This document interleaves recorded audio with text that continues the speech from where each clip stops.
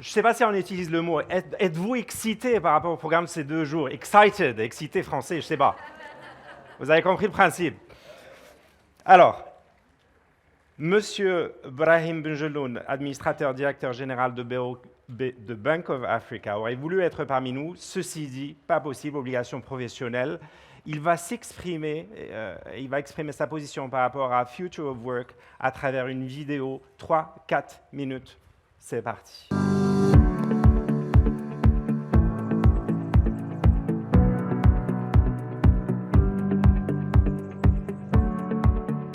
Mesdames, Messieurs, bonjour. C'est un honneur que d'avoir été invité à cette première relative au Future of Work Forum Africa. Je voudrais remercier les organisateurs d'avoir voulu associer Bank of Africa. J'ai été sollicité d'évoquer l'avenir du travail en Afrique en ce 21e siècle et quels défis il devrait relever. Je voudrais, en quelques mots, pouvoir vous évoquez 4 défis. Le premier défi est pour l'Afrique de s'adapter à un monde où il y a une redistribution des cartes, une redistribution des filières de production, mais également à une Afrique émergente, tant mieux pour nous, Africains en ce 21e siècle, où vont perdurer aussi bien les besoins classiques d'une économie en relation avec le logement, en relation avec la consommation classique, que les nouveaux besoins liés aux énergies renouvelables, à l'intelligence artificielle, pour faire très vite. Et donc, les entreprises, mais aussi bien les individus, doivent se préparer à un parcours professionnel multi-activités, où l'on donc change de job et de profession au fil du temps, et où donc l'apprentissage doit se faire tout au long de la vie. Cet apprentissage qui doit être le plus proche de la nature du travail que l'on fait, un apprentissage où l'apprenant doit être de plus en plus autonome, mais en même temps où il doit appartenir à une communauté apprenante. Le second défi est de concilier flexibilité et sécurité dans l'exercice de ces activités. La sécurité d'abord, aussi bien pour l'entreprise que pour l'individu, c'est pour des raisons d'appartenance à une communauté sociale. L'aspect socialisation est essentiel et le présentiel est donc essentiel dans l'activité professionnelle. Mais en même temps, il faut du distanciel, il faut du travail au domicile, peut-être du travail ailleurs qu'au domicile, mais loin du lieu de travail. Justement, cette forme hybride va devoir prévaloir à travers, certes, des sites pilotes au départ, avec une régulation, une réglementation qui s'affirmera progressivement. Le troisième défi concerne le contenu du travail. Et il s'agit de s'assurer aussi bien au niveau de l'entreprise que de l'individu que notre activité ait un impact selon, globalement, 3 critères. Le critère environnemental qui signifie non seulement la biodiversité, mais également l'environnement concret dans lequel on exerce. Et donc l'impact sociétal, l'impact sur les communautés au sein desquelles on exerce. Et enfin, l'impact gouvernance dans le sens, quelle relation entretient-on avec les parties prenantes. Donc les critères ESG sont essentiels au nom de la responsabilité sociale des individus, mais surtout des organisations.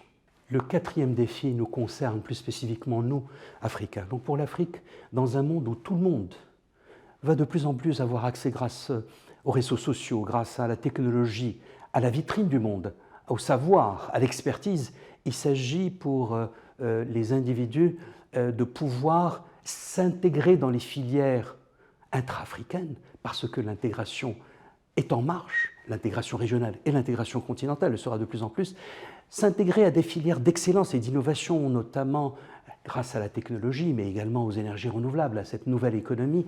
Et là, c'est toutes les perspectives de start-up, mais enfin de s'intégrer dans les filières internationales et que, à l'avenir, mais déjà dès le présent, de plus en plus, les biens et les services puissent être produits in Africa, made in Africa, mais aussi made with Africa, fabriqué avec l'Afrique.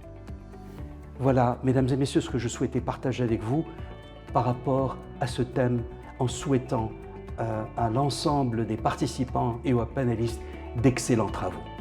Merci beaucoup de votre invitation.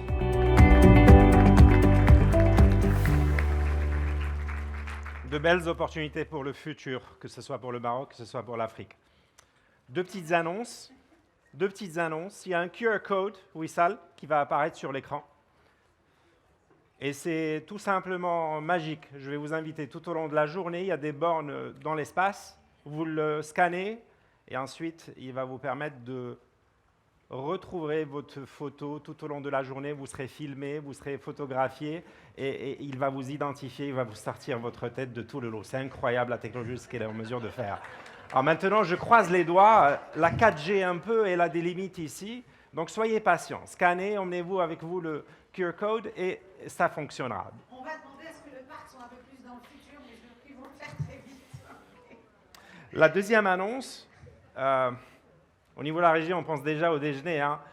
Visitez Tookies, c'est ce qu'on me dit. Pour gagner quoi? 50 crédits Tookies. Les gens Tookies, levez la main, la main. Tookies, absolument. Elles sont là avec un beau sourire pour gagner 50 crédits qui vont alimenter votre poche pour aller déjeuner tout à l'heure. Donc profitez-en, pourquoi pas, quand c'est gratuit, c'est génial. On a un guest speaker. Et on ne peut pas évoquer le Future of Work sans évoquer le bras armé du ministère de l'Inclusion économique, de la petite entreprise, de l'emploi et de la compétence sur les questions de l'employabilité. Et pour en parler, je vais inviter Dr Imen Belmati, directrice générale de l'Agence nationale de promotion de l'emploi et des compétences.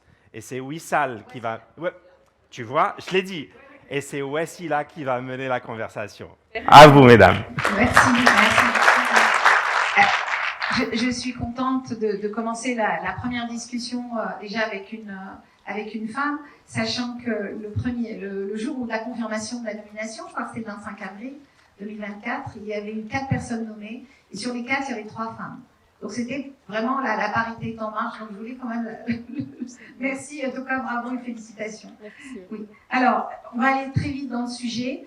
En fait, face à toutes ces transformations, qui ne sont pas que technologiques, hein, M. Dristikes dira tout à l'heure, attention, il y a aussi d'autres bouleversements qui font qu'on est dans cette réflexion sur le future of work. Vous êtes central, en tout cas, sur cette question-là. Aujourd'hui, que fait en fait l'ANAPEC pour s'adapter à cette nouvelle donne? Qu'est-ce qu'elle fait par rapport à cette nouvelle donne et par rapport à tout ce qui nous arrive? Déjà, bonjour Wassila, bonjour mesdames et messieurs, bonjour les équipes techniques aussi. Déjà très heureuse d'être parmi vous aujourd'hui. Félicitations pour le format, vraiment très très agréable. Il nous projette un petit peu dans le futur événementiel aussi, oui. L'organisation des événements sous une nouvelle génération. Alors pour revenir à ta question Wassila, l'ANAPEC est effectivement le bras opérationnel des politiques publiques en termes de promotion de l'emploi. Nous intervenons en fait auprès, on va dire, de 4 grands clients. Les premiers clients sont les chercheurs d'emploi, qu'ils soient diplômés, non diplômés, femmes, hommes, donc c'est différentes cibles. Ensuite, les employeurs. Donc, c'est les employeurs en fait qui nous donnent les offres en fait qu'on va proposer à ces chercheurs d'emploi. Ensuite, l'environnement. Donc, nos partenaires. On ne travaille pas seul à l'ANAPEC. On travaille avec beaucoup de partenaires, notamment en région, et aussi au niveau international, pour qu'ils complètent un petit peu notre offre de valeur. Et puis, on a une mission aussi en matière d'observation du marché de l'emploi, du marché du travail. Et c'est peut-être cette mission centrale qui est une mission de veille qui nous permet de comprendre un petit peu le futur des attentes des employeurs et les rapprocher justement des demandeurs, soit à travers des formations, soit à travers des reskilling, upskilling. Mais notre rôle, en fait, il est central dans la mesure où on essaye de faire du matchmaking entre l'offre et la demande de l'emploi. Mais en fait, on se rend compte qu'on parlait tout à l'heure de 275 millions dans notre continent, qui est l'Afrique, qui vont arriver. Il y a aussi la technologie qui nous booste et qui fait qu'on se forme aujourd'hui, dans un an, c'est plus du tout valable. Donc en fait, et aussi, surtout, il y a une donnée très importante, c'est qu'aujourd'hui, on parle de 13% de chômage au Maroc. C'est comment on fait. C'est-à-dire qu'il y a l'obsolescence permanente des compétences, un réservoir de je dirais, de chômeurs qui gonflent au jour le jour. Vous avez un sacré défi. Est-ce que vous pouvez nous donner un peu des pistes sur comment vous allez faire? Écoutez, l'équation de l'emploi est très complexe et à ce jour, je ne pense pas qu'il existe en fait une théorie qui va sortir une équation qui fera qu'on aura un chômage à 0%.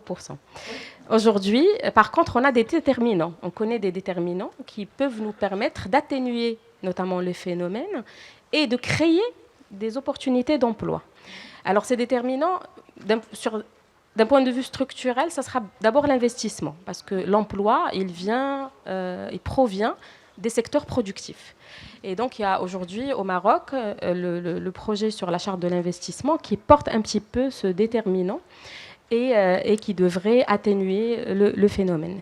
Le deuxième déterminant, c'est les politiques actives de l'emploi. Justement, le rôle que joue, par exemple, un service public de l'emploi, c'est de rapprocher les secteurs porteurs, les métiers porteurs, l'intelligence, par exemple, artificielle, le digital.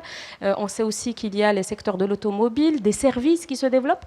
Donc, notre rôle en tant que service public d'emploi, c'est de déployer un certain nombre de programmes d'insertion, formation, ou de programmes de mesures au profil des employeurs aussi, parce qu'il y a un certain nombre de mesures qui existent. Est-ce qu'il y a un programme, par exemple, aujourd'hui, qui s'active? Bien sûr, bien sûr. Alors, il y a déjà des programmes existants que peut-être, effectivement, tous les employeurs ne connaissent pas. Il y a des programmes au service des employeurs. Il y a aussi des programmes au service des demandeurs. Je vais commencer peut-être par les employeurs parce que c'est l'audience qui est là, voilà. Donc, tout d'abord, on va accompagner les employeurs par des services, des prestations gratuites pour leurs plans de développement. On va sourcer pour les employeurs. On va présélectionner pour les employeurs. On va accompagner toute la chaîne de valeur d'entretien avec les employeurs ou avec des acteurs. Ça peut être aussi des cabinets de conseil, des boîtes d'intérim, selon le besoin de l'employeur. Mais on va en plus proposer aux employeurs un certain nombre de programmes comme Tahfiz, Ta'hil, Idmaj, pour les encourager justement à insérer. Et ça leur permet de réduire le coût d'abord de l'insertion, mais aussi le coût de la formation-intégration. Donc en fait, c'est l'employeur qui va s'assurer de la formation, ou je dirais de cette forme de reconversion du jeune, c'est ça? Tout à fait, mais on l'accompagne en fait à définir le besoin de formation pour qu'il l'intègre. Il y a aussi des programmes spécifiques pour des secteurs émergents, comme l'automobile, comme l'électronique, comme l'offshoring, pour justement rapprocher et encourager et amortir le coût de l'emploi, notamment la première insertion. Et c'est vrai que votre rôle n'est pas de former particulièrement, puisqu'en fait, c'est de rapprocher, c'est faire ce matching. Donc, il est vrai qu'à la base, vous devriez avoir déjà des personnes qui sont un minimum, en tout cas, un minima en adéquation avec ce qui est recherché. Mais on en parlera, de toute façon, tout le long de la journée avec d'autres acteurs. Mais aujourd'hui, comme le forum est à dimension africaine, et comment est-ce qu'en fait, vous travaillez, que vous coopérez avec d'autres, justement, pays africains, pour se dire, il y en a qui vont trouver, vous dites tout à l'heure, c'est vrai que c'est un problème sans fin, qu'on ne pourra pas arriver à 0%, mais est-ce que vous discutez entre vous pour vous dire, il y en a qui ont quand même de bonnes pratiques, on va peut-être s'en inspirer? Je crois que vous avez reçu aussi une délégation du Togo. Oui. On vous a ramené une belle délégation togolaise. Hier, on a signé un partenariat. Alors, l'Agence nationale de promotion de l'emploi et des compétences, elle préside 2 réseaux aujourd'hui. C'est des réseaux, d'abord l'Association mondiale des services publics de l'emploi, c'est notre 2e mandat, elle compte à peu près 117 membres, mais aussi l'Association islamique des réseaux des services de l'emploi. Et on a été aussi, le Maroc a été membre fondateur du réseau africain des services publics de l'emploi. Donc pour nous, c'est des espaces très important, d'abord de dialogue, parce qu'on parle en fait des perspectives et des enjeux de l'emploi, et ça nous permet aussi de partager nos pratiques et nos prestations, comment aujourd'hui on sert nos clients, comment font les autres, ceux qui ont notamment moins de chômage, comment qui arrivent à servir plus l'efficacité en termes d'employabilité. Donc on importe les pratiques, il y a des pratiques aussi en termes de formation de nos conseillers, nous avons des conseillers spécialisés en insertion, mais aussi en accompagnement entrepreneurial, puisqu'aujourd'hui l'entrepreneuriat c'est aussi un axe pour développer l'employabilité. On a des conseillers spécialisés dans tout ce qui est mobilité à l'international. Donc tout ça, c'est des pratiques qui se partagent un peu dans le monde. Aujourd'hui, vous êtes avec nous, le Future of Work est là, l'enjeu est énorme, vous avez aussi des contraintes. Et on espère en tout cas que dans le long des discussions, je sais qu'on aura une autre personne aussi de l'ANAPEC, que vous allez suivre avec nous cette fusée qui est le Future of Work. En tout cas, je vous remercie. On est ravis de le faire en tout cas, Wassila. On est ravis. Merci beaucoup. Merci.